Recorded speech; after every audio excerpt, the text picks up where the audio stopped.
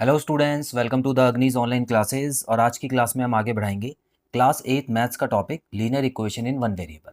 सो students, आज हम question 128 पे आ गए हैं। आइए समझते हैं। क्वेश्चन में लिखा है भगवती इनहेरिटेड रुपीज़ 12,000।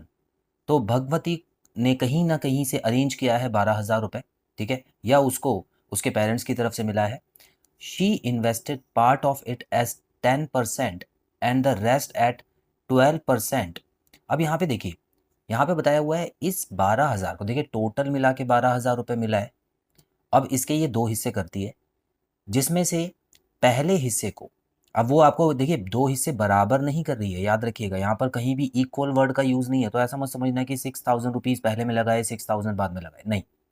तो यहाँ पर कितने भी मतलब आपको दिए नहीं है, हो सकता है वो 5,000 या 4,000 3,000 भी हो सकता है।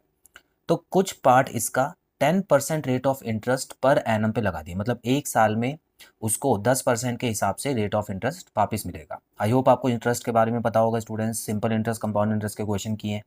तो अगर ये किसी बैंक में जो भी हिस्सा है, जो भी पैसा है लगाती है, उतने पैसे पे 10% का इंटरेस्ट रेट वापस मिल जाएगा उसको। दूसरे हिस्से पर जितना बचा हुआ है उसको दूसरे हिस्से पे लगाना चाहती है वो दूसरी बैंक में, जो कि 12% पर एनम के हिसाब से इंटरेस्ट दे रही है। Her annual income from these investments is ₹1,280। तो दोनों का मिला गया, वो एक साल के लिए पैसा लगाती है, तो एक साल में वो ये देखती है कि कितना पैसा मैंने दोनों को मिलाकर कमाया। तो इंटरेस्ट के तौर पे जो अलग से उसने कमाया वो था 1,280 रुपये, मतलब 12,000 तो उसके अभी भी हैं, ऊपर से इतना और उसने कमा लिया। How much did she invest at each rate. तो उसने कितना कितना पैसा अलग अलग स्कीम्स में लगाया था। तो आपको 12,000 के जो उसने पार्ट किए तो वो बताना है। क्वेश्चन आई होप समझ आया स्टूडेंट्स। याद रखिएगा, एक सिंपल इंटरेस्ट का फॉर्मूला होता है, simple interest is equal to principal multiply by rate of interest multiply by time upon 100। ठीक है, तो ये सिंपल इंटरेस्ट का फॉर्मूला है, इसी को हम यूज़ करेंगे और आगे बढ़ेंगे। याद रखिएगा, यहाँ पे टाइम दिया नहीं है, लेकिन एक वर्ड दिया हुआ है एनुअल इनकम। ठीक है, तो एनुअल मतलब हो गया एक साल, बाकी रेट तो आपको दिया ही हुआ है।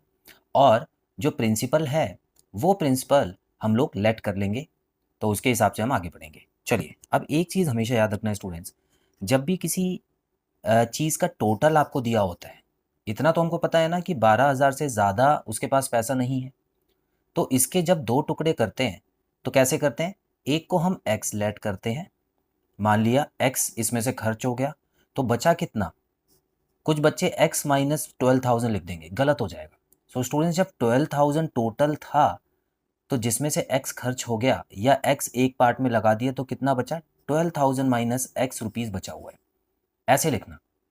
अगर एक्स माइनस 12,000 लिख देंगे, इसका मतलब आप क्या बता रहे हैं कि 12,000 छोटा है, एक्स बड़ा है, जो कि हो ही नहीं सकता। जब टोटल ही 12,000 है तो हमेशा इस तरीके से आपको लेट करना है।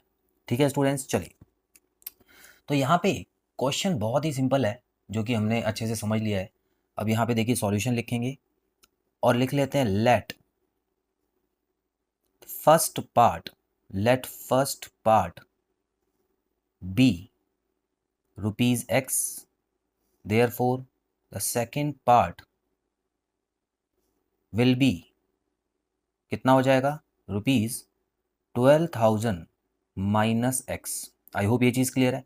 तो ये तो पहले पार्ट में उसने पैसे लगाए, दूसरे पार्ट में पैसे लगाया। अब क्वेश्चन में क्या बताया स्टूडेंट्स कि पहले पार्ट में 10% के हिसाब से जो इंटरेस्ट था वो दूसरे पार्ट में 12 के हिसाब से था। इन दोनों को टोटल करके जो अमाउंट बना वो ये बना। अब इसकी इक्वेशन कैसे बनेगी, देखिए स्टूडेंट्स, यहाँ पे मैं लिखूंगा अकॉर्डिंग टू क्वेश्चन। ध्यान से देखिएगा, क्या मैं ऐसे लिख सकता हूँ कि simple interest on first part plus simple interest on second part is equal to ₹1280, क्योंकि दोनों के जो दोनों स्कीम्स जो थी उन पे मिला इंटरेस्ट, उनका सम 1,280 है। तो ऐसे लिख सकता हूँ ना। ठीक है, अब मैं क्या करूँगा, देखिए सिंपल इंटरेस्ट वन को मैं क्या लिखूँगा, P1 multiply by R1 multiply by T1 upon 100 plus simple interest two में क्या लिखूंगा, सारी चीज़ें टू के साथ लिख दूंगा, जैसे P2 R2 multiply by T2 upon 100। दोनों का सिंपल इंटरेस्ट लिख के इज इक्वल टू 1,280 कर सकता हूँ, बिल्कुल। अब इसी में वैल्यूज पुट करके आंसर आ जाएगा आपका, बड़ा ही सिंपल तरीके से।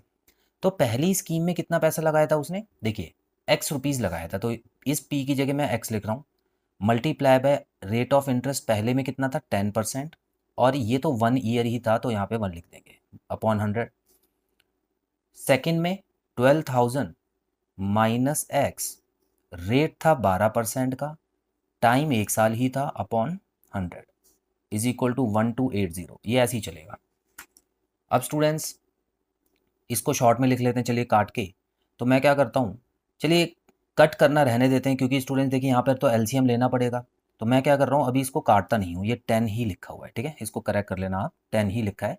तो यहाँ पे मैं लिख देता हूँ 10x अपॉन 100, ठीक है, प्लस, अच्छा यहाँ पे मैं क्या लिखूँगा, देखिए 12 को इन दोनों से मल्टीप्लाई करके लिख देते हैं सीधा सीधा। तो देखिए 12 12 होता है 144, और 3 0 और पीछे लग जाएंगे, माइनस यहाँ पे 12x आ गया है, और 1 तो ऑलरेडी मल्टीप्लाई हो चुका है तो इसको अलग से लिखने की ज़रूरत नहीं है, अपॉन 100 इज इक्वल टू 1280। ठीक है, कैलकुलेशन थोड़ी सी लंबी है लेकिन फिर भी हम आराम से करेंगे। देखिए दोनों x जो हैं वो एक ही तरफ हैं, तो अभी उस तरफ मत कुछ भेज देना गलती से, मैंने आपको इक्वेशंस में अच्छे से पढ़ाया हुआ है। यहाँ पे देखिए यहाँ पर भी x है, यहाँ पर भी x है, तो अभी इसी को सॉल्व करेंगे। एलसीएम लेने के बाद स्टूडेंट्स सेम एलसीएम है तो ऊपर वाले न्यूमरेटर बिल्कुल चेंज नहीं होंगे, और आपको एज इट इज़, आप चाहें तो ब्रैकेट आप खोल भी सकते हैं, क्योंकि प्लस लगा हुआ है सामने तो ब्रैकेट एज इट इज़ खुल जाएंगे, इज इक्वल टू 1280 आ गया यहाँ पे।